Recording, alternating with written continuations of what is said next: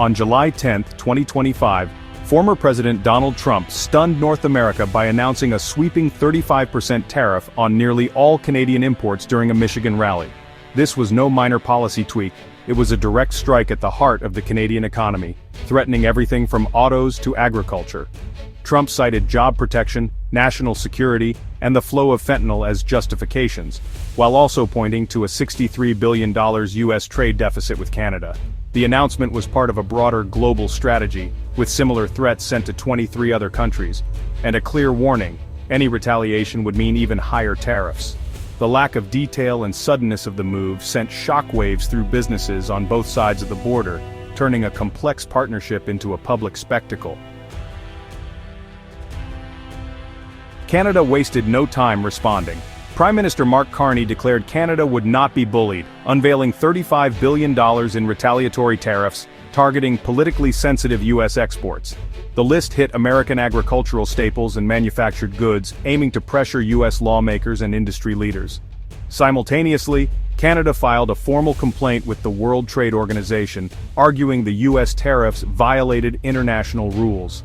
This two-pronged approach, economic retaliation and legal challenge, showed Canada's resolve to defend its interests and the rules-based order.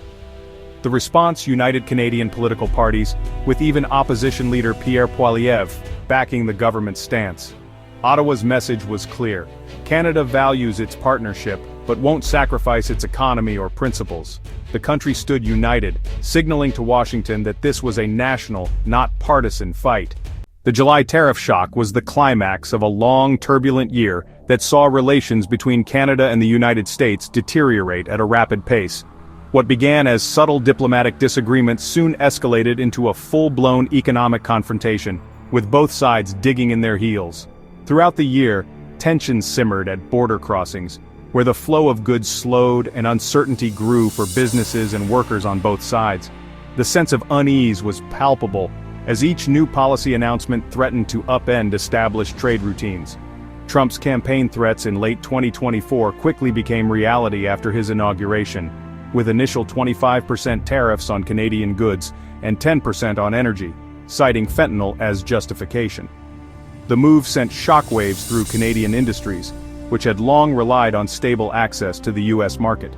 In response, Canada scrambled to address U.S. concerns, appointing a fentanyl czar and ramping up border security measures.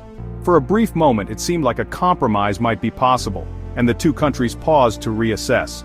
But the U.S. soon declared these efforts insufficient and reimposed tariffs, signaling that the dispute was far from over. The fragile hope for resolution quickly faded, replaced by a renewed sense of urgency and frustration. The situation escalated in March with new U.S. tariffs on cars, auto parts, steel, and aluminum, squeezing Canadian industries and threatening thousands of jobs. The economic impact rippled across communities, from factory towns to major cities. Canada's attempts at compromise, including postponing a digital services tax and offering new security cooperation, were met with more U.S. demands and even higher tariffs. Each negotiation seemed to end with the stakes raised even further. By July, the stage was set for the dramatic 35% tariff, the result of a relentless cycle of provocation, failed de-escalation, and mounting political pressure on both sides. The sense of crisis was unmistakable, as leaders struggled to find a way out. Each Canadian concession was met with further pressure, leading to the current standoff, a moment defined by uncertainty, economic pain, and the realization that the old rules of trade no longer seem to apply. The Trump administration's justifications for the tariffs don't hold up to scrutiny. When we look closely at the reasons given, national security, drug trafficking, and job protection, the evidence simply doesn't support such sweeping measures. The administration has repeatedly pointed to issues like fentanyl smuggling and trade imbalances as justification, but the facts tell a different story. Official data shows less than 0.2% of seized fentanyl comes from Canada. The vast majority enters via the southern border. Law enforcement agencies and border officials confirm that the primary route for fentanyl into the U.S. is not from the north but from the south, often hidden in vehicles or smuggled by individuals crossing the U.S.-Mexico border. Using sweeping tariffs to address such a minor source is disproportionate and appears more political than practical. Instead of targeting the real sources of the problem, these tariffs risk straining relations with a close ally and trading partner, while doing little to address the actual flow of illegal drugs. The cited $63 billion U.S. trade deficit with Canada is largely due to American demand for Canadian energy, a mutually beneficial relationship, not evidence of unfair trade. Much of this deficit comes from oil, gas, and electricity imports that power American homes and businesses, supporting jobs and economic growth on both sides of the border. Economists warn that while a few U.S. jobs might be protected, the broader impact will be negative. Higher costs for manufacturers, lost export markets, and job losses on both sides. Tariffs often backfire, leading to layoffs in industries that rely on cross-border supply chains and making it harder for American companies to compete globally. Retaliatory tariffs will hit American farmers and manufacturers, while higher input costs will make U.S. goods less competitive. Farmers could see their crops go unsold, and manufacturers may be forced to cut back production or lay off workers as foreign markets close their doors to American products. Ultimately, consumers in both countries will pay the price, undermining the very goals the tariffs claim to achieve. Everyday goods could become more expensive, and families may find their budgets stretched even further as a result of these policies. The data suggests the real motive is protectionism, not national security. Instead of solving the problems they claim to address, these tariffs risk damaging vital economic ties and hurting workers, businesses, and consumers on both sides of the border. The U.S.-Canada trade relationship is one of the world's most integrated, supporting millions of jobs and over $700 billion in annual trade. Canada is America's top export market, buying more U.S. goods than China, Japan, and the U.K. combined. The two economies are deeply intertwined, especially in sectors like automotive manufacturing, where parts cross the border multiple times before final assembly. A 35% tariff threatens to unravel these supply chains, driving up costs and making North American industries less competitive. The uncertainty is chilling investment and forcing companies to rethink their strategies. Small and medium-sized U.S. exporters in particular face being priced out of the Canadian market. Disrupting this symbiosis risks unraveling decades of shared prosperity. The tariff dispute has sparked fierce reactions on both sides of the border.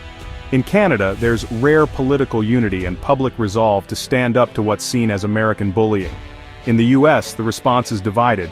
Trump's base cheers the tariffs, while lawmakers from trade-dependent states warn of economic pain. Farmers, auto workers, and consumers in both countries fear job losses and higher prices. Business groups like the U.S. Chamber of Commerce have condemned the tariffs, warning of mutual harm. The debate is polarized, with expert warnings competing against populist rhetoric. Ordinary citizens are left anxious about their jobs, their bills, and the future of the North American alliance. Economists warn that tit-for-tat tariffs could spiral into a full-blown trade war, slashing trade volumes and costing both countries billions. U.S. exporters, especially in the Midwest and South, risk losing their top market, while consumers face higher prices on everything from cars to groceries. Inflation and reduced consumer spending could drag down both economies. Some investors hope the tariffs are just a negotiating tactic, but the risk of market volatility and recession looms as the August deadline nears. The bigger danger is the erosion of the rules-based trading system, encouraging global protectionism. A trade war between such close allies would set a dangerous precedent, signaling that no trading relationship is safe. The stakes are global. Instability here could ripple across the world economy. The ongoing tariff fight is putting unprecedented strain on the USMCA, the landmark trade pact designed to anchor North American cooperation and prosperity. What was once seen as a symbol of economic unity is now at risk, as tensions between the United States, Canada, and Mexico threaten to unravel years of progress. With a mandatory review of the agreement looming in 2026, the current climate of hostility and uncertainty casts a long shadow over the future of the USMCA. Policymakers and business leaders alike are questioning whether the pact can survive these turbulent times, or if it will become another casualty of shifting political winds. In response to these growing risks, Canada is moving quickly to diversify its trade relationships. By strengthening economic ties with the United Kingdom and the European Union, Canada hopes to reduce its reliance on the U.S. market and build new pathways for growth and stability. Prime Minister Carney's public diplomacy on the world stage is a clear signal of Canada's intent to be a reliable and stable global partner.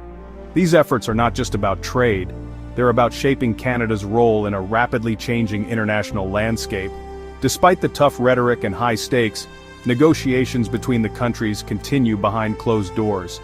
There remains a narrow but critical window to reach a compromise and avert the August tariff deadline, which could have far-reaching consequences. Billions of dollars in trade, countless jobs, and the overall stability of the North American continent now hang in the balance. The outcome of these talks will shape the economic future of the region for years to come. For ordinary people, these negotiations are far more than abstract policy debates.